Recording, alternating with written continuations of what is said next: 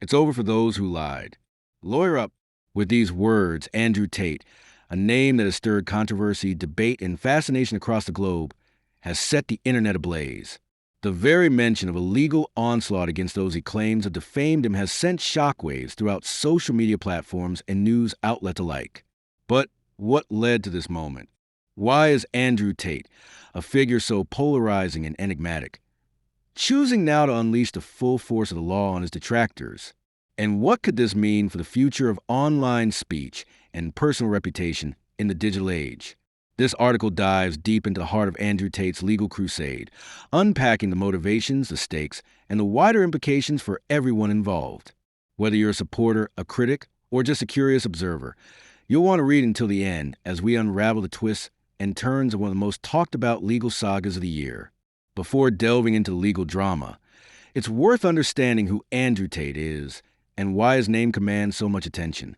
Born Emory Andrew Tate III, he has worn many hats: world champion kickboxer, entrepreneur, social media influencer, and self-styled top G. His opinions, often brash, deliberately provocative, and unapologetically confident, have garnered him millions of followers, but also a legion of critics. Andrew Tate's ascent has been anything but ordinary.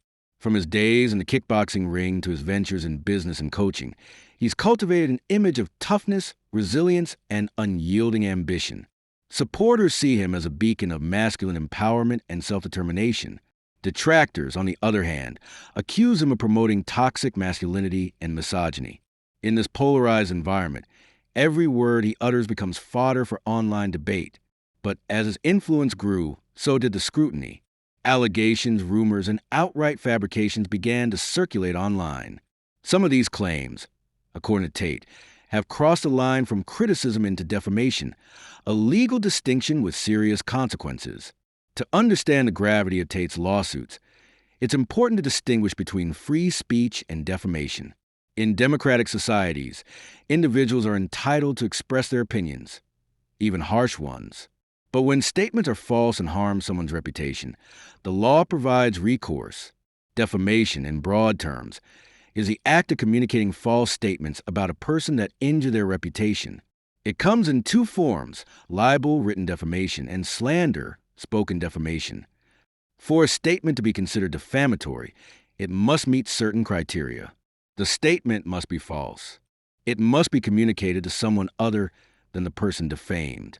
It must cause harm to the person's reputation. In some cases, there must be intent or negligence. Tate's legal team claims that many online actors, ranging from social media users to bloggers, and even mainstream media outlets, have crossed this line. In their view, these falsehoods have caused real, quantifiable damage to Tate's reputation, businesses, and personal life.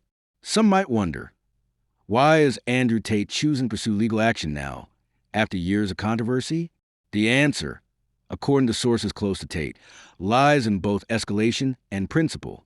Over the past year, Tate's public persona has been under siege from multiple angles. Numerous viral posts have accused him of crimes, misbehavior, and beliefs he vehemently denies. In some cases, these posts have been amplified by influential accounts with millions of followers. The result, a cascade effect where unverified claims are taken as fact and reputational damage compounds. For Tate, this is no longer a matter of public debate. It's personal. The tipping point, reportedly, was when false allegations began affecting his business dealings, partnerships, and even his family. Enough is enough, his team has declared. There must be accountability for those who weaponize falsehoods for clicks, clout, or personal vendettas. The internet is abuzz with speculation about who might be on Andrew Tate's legal hit list.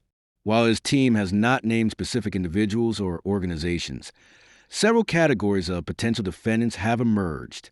A number of prominent influencers have posted videos and tweets alleging serious misconduct by Tate.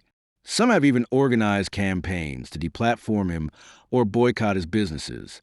If these claims are proven false in court, the consequences could be severe, ranging from public apologies to financial damages. Certain news sites and blogs have published investigative pieces about Tate, some of which contain unverified or disputed allegations. In the digital era, where news spreads rapidly and archives are permanent, A single article can have outsized influence. If these outlets are found to have acted negligently or maliciously, they could face costly lawsuits. One of the most remarkable aspects of this legal battle is Tate's reported willingness to pursue not just high-profile targets, but also ordinary social media users who spread defamatory content. While the logistics of suing thousands of individuals may be daunting, even the threat of legal action can have a chilling effect on reckless speech. Going up against the world's media and a global online mob requires more than bravado. It demands a formidable legal team. Tate has reportedly assembled a group of high-powered attorneys with experience in libel law, digital forensics, and international litigation. These lawyers are tasked with not just proving that defamation occurred, but also quantifying the damages. In the age of viral misinformation, this is no easy feat it involves. Documenting every false statement made about Tate, tracing the spread of these statements across platforms, establishing causation between the statements and actual harm. For the legal team, this is as much about setting a precedent as it is about winning damages.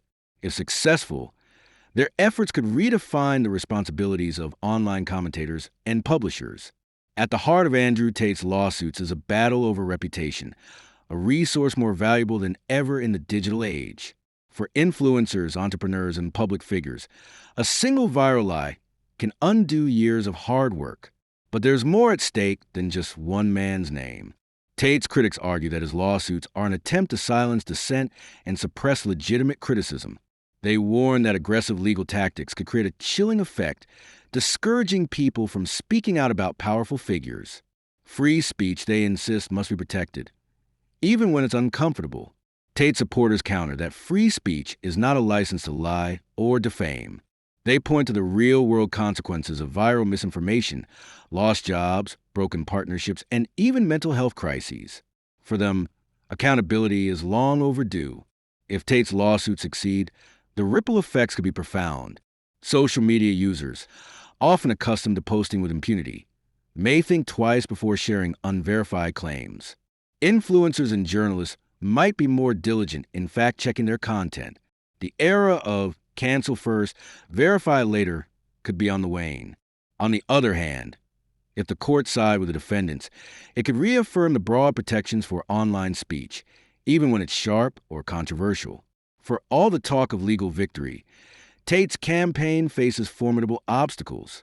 Defamation cases are notoriously difficult to win, especially for public figures, who must prove not just falsity, but actual malice, that the defendant knew the statement was false or acted with reckless disregard for the truth. Moreover, the internet's decentralized nature makes enforcement tricky. Even if Tate wins damages in one country, collecting from an anonymous or foreign defendant is another matter. There's also the risk of the Streisand effect, where attempts to suppress information only draw more attention to it. Then there's public perception. Some may see Tate's lawsuits as vindication, others as intimidation. In the court of public opinion, the verdict is often more influential than any legal ruling. As the legal process unfolds, all eyes will be on Andrew Tate and his team. Will they succeed in holding online actors accountable for defamation, or will the complexities of digital law prove insurmountable? Regardless of the outcome, this battle is already shaping the conversation about reputation, risk, and responsibility in the internet era. For content creators, publishers, and everyday users alike, the message is clear. The days of posting with total impunity may be coming to an end. Andrew Tate's legal offensive is more than a personal vendetta. It's a wake-up call. The internet has given everyone a voice, but with that power comes responsibility. As the lines between opinion, criticism, and defamation blur, the need for caution and integrity has never been greater. This saga is a reminder that reputations, once tarnished, are difficult to restore. It's a call for empathy, to remember that behind every headline, tweet, or meme is a real person with real consequences. And it's a warning. In the digital coliseum, the crowd may be loud, but the law is watching. In the end, whether you're Team Tate or not, the unfolding drama is a lesson for us all. The stakes are high, the players formidable, and the outcome uncertain. One thing is clear. The fight for truth, reputation, and accountability in the age of information has only just begun. Stay tuned as this story develops, Because the future of online speech and the rules of digital engagement may be rewritten